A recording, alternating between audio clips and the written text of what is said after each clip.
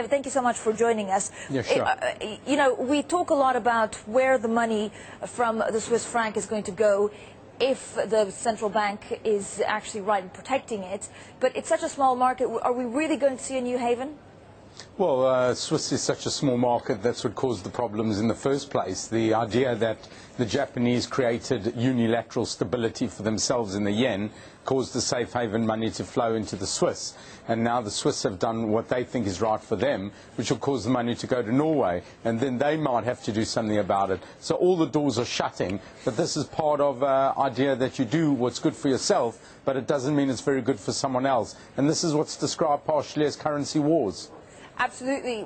David, though, in terms of what you're telling your investors to do at the moment, is this the right time to go into Norwegian Krone, or are we going to see steps also from Norway to stop a rise in the Krone?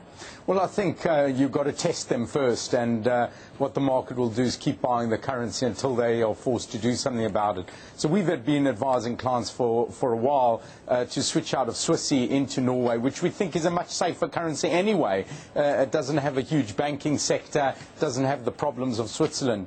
But don't forget, if something were to go wrong with the Constitutional Court today, people will still buy Swiss because they'd hold Swiss francs if something was to go wrong with Europe. And so people will still buy the Swiss franc. The difference is the government and the authorities in Switzerland have to buy European government debt, which other people don't really want. So they've put themselves in a bit of a pickle as well. Anything else that you'd be buying at the moment? I have had analysts coming here on the show and telling me that actually the South Korean won may be a good buy, but also the Australian dollar.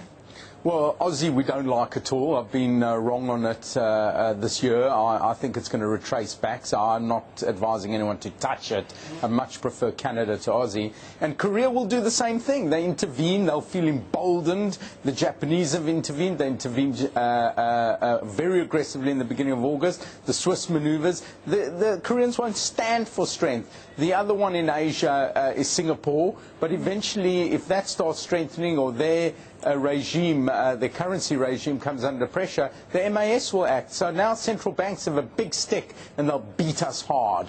All right, David, thank you. David Bloom there from HSBC. Now